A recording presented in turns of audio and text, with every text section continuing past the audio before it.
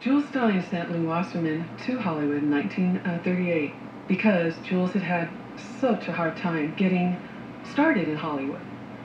Lew Wasserman faced a real tough crowd when he came to Hollywood.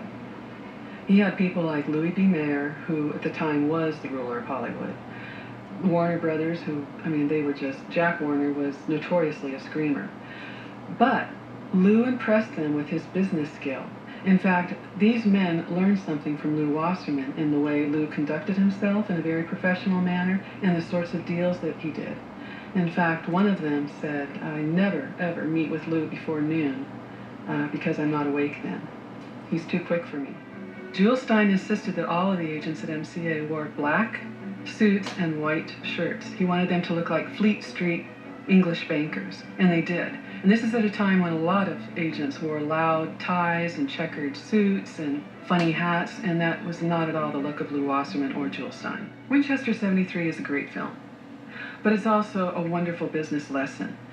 At the time that the studio, Universal, was making the film, they were hurting. They really needed money, and they couldn't afford Jimmy Stewart's salary. Supposing I don't tell you. So Lew Wasserman said, "How about this? You get to take him for a very low salary." And what?